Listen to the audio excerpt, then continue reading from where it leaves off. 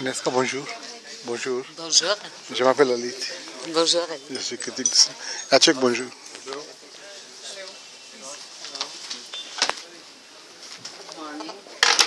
Oui, yes, thank you. Okay.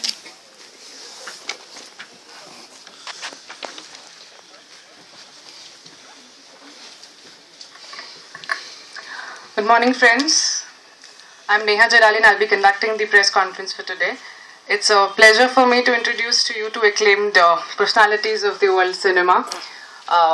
Mrs. Agnieszka Holland, the Polish filmmaker and TV director, and Mr. Jacek Petrycki. He's the cinematographer and has been specializing in featuring films and documentaries in TV theatre.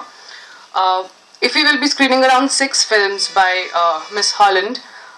Fever, Woman Alone, Provincial Actors, Burning Bush, and of course Total Eclipse and Europa. Europa in fact won the Golden Globe Award for the Best Foreign Language Film, and it was also the Oscar nominee for Best Screenplay. The latest, Burning Bush, I think it's the freedom fight in the communist Czechoslovakia. Mr. Jacek Petrycki, he's been the cameraman on many acclaimed pictures and has worked on many documentaries and features with Miss Holland also.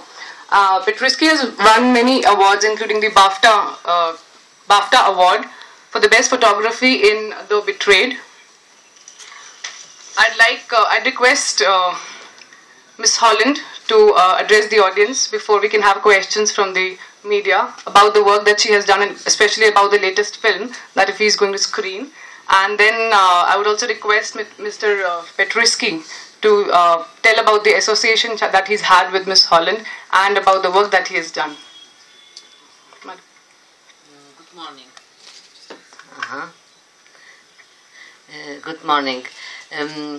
I'm curious in the first place about what you want to know about my movies and myself. Yeah? Yeah, sorry, allow me just 2 small points. First is the title of your last film, The Burning Bush. Now, The Burning Bush, it is a derivative of these Australian and New Zealand forest fires. They're referred to as the bush fires. So how did you derive the name Burning Bush? Because the whole thing takes place in an urban setting, towns and cities. You scarcely go to the village area where there are woods and sudden fires caused by nature. Burning Bush, the title is taken from the biblical symbolism. Moses, when he met the God shone his face to him in the bush which was burning. And this bush was burning forever. He didn't burn out. And it's the symbol of, in some way, of the freedom fight of this young man who put himself on fire, because the film starts with the young student, Jan Palach, who put himself on fire to protest against the destruction of freedom in his native country. And it looked that the communist authorities succeed to destroy the memory about his act and the meaning of his act. Everything what they wanted to do, it was to let people forget that Jan Palach existed, why he did what he did, and for whom he did it. And for 20 years it looked that they did succeed. That the society, that the nation forget it, that they didn't want to talk about it, that they didn't want to follow this kind of the example. And after 20 years, suddenly, on the anniversary of his death, the young people woke up, the people who could be the children of Jan Palach, because he was 21 when he died, but 20 years later he could be their parent, their father. And they to commemorate the 20th anniversary of his death, they organized the huge demonstrations. And those demonstrations marked the beginning of the fall of the communist regime in Czechoslovakia. So in some way, you know, this burning bush was still burning. That it was like the straight symbol, I think, the screenwriter had in mind when he put this title on this story.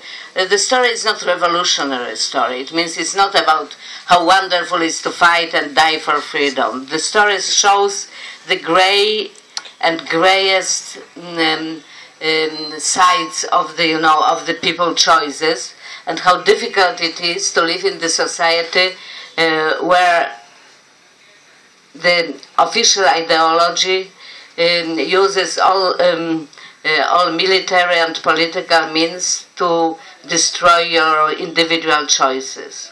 So it's not about communism and non-communism only. It is, I think, about any kind of the society when the individual doesn't have the right to express himself freely. Next is your play of colors. You start in black and white where there are young people dancing, and then you switch to predominance of colors, interplay, you switch back to black and white. Now this interplay or rapid swings in color, they're not exactly references to time points, live footage of earlier times. I think, but could you explain this, the use of color? Predominantly color, technicolor, but then you're switching to black and white occasionally, as in the debut of the film. Mm-hmm. We've been discussing very longly with my cinematographer about the use of color in this film. Our first idea, it was to shoot it in black and white. We've been using some actual footage, the footage from 60s, in the very beginning, in the opening sequence, and also during the funeral of Palach. And it seemed logical and noble to make it in black and white. But in the first place, the distributor, the HBO, who financed the film, they didn't want black and white film. We've been still thinking with the cinematographer that, you know, we've been shooting on Alexa, it means digitally, and it's very easy in the post-production to do whatever you want with the colors, to make it black and white or less color, you know, saturated or full colors of point some colors specially and so on. So we knew that when the movie will be ready, we can still fight for black and white if we want. But after and we did for ourselves the kind of the test that the first part of the film we actually colored black and white, and we've been watching it together. And in some way, I realized that it's not right. That the black and white make it noble but distant in some way. That it becomes like the documentary from those times. And I didn't want to make this movie which has some kind of the aesthetic nostalgia. I wanted it to be, very, present, evocative, and alive. On another hand, the footage, documentary footage, was black and white, of course. And after we realized that it will be interesting to follow with the grade of color the emotional situation which happens to the character, or the settings which are more or less official. So, for example, the police stations, the Communist Party, environment, the official places was much more black and white, not black and white completely, but in some way saturated. And the private scene, the private people situations, and the characters we've been really close to, they've been more colorful and warmer.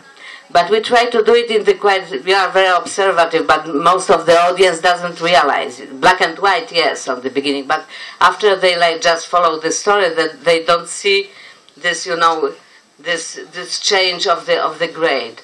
So we've been using it a bit like the musically, like the music to to push up some kind of the emotions we wanted to obtain, and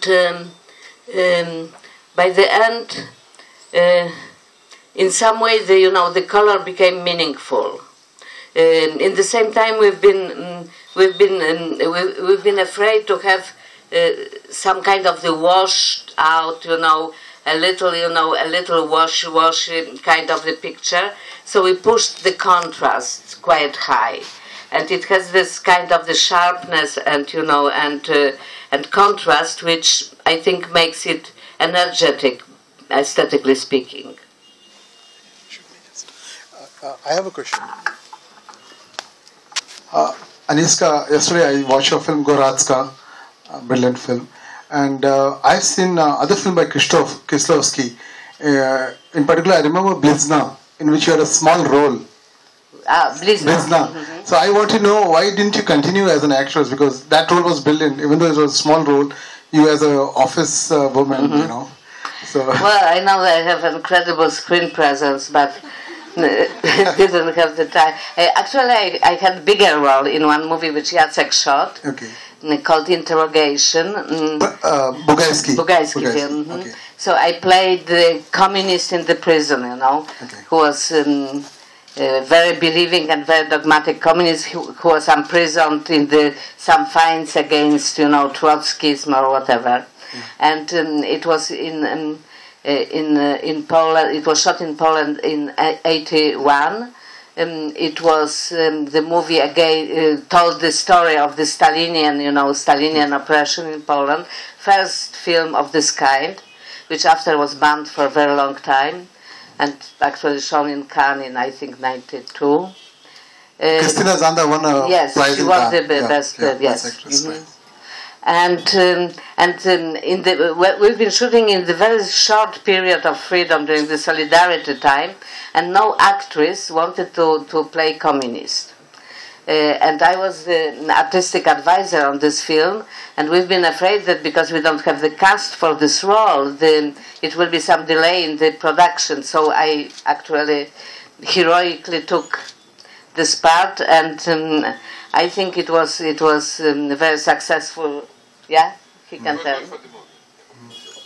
And Agnieszka, the second part of my question is, first three of your films, Akhtarzi, Provincialny, Goratska, and Kobieta Samotna, you would like to call them your own film or a part of Kino Moralnego Niepokoju?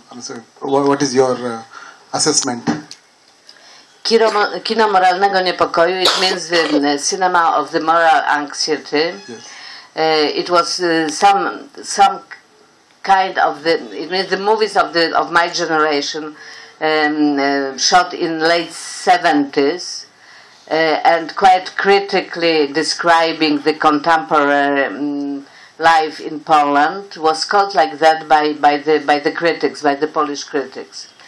We've been a bit like protesting against this label, because we thought that it's to hide what it really was about. Our anxiety wasn't moral only, it was political and social in the first place.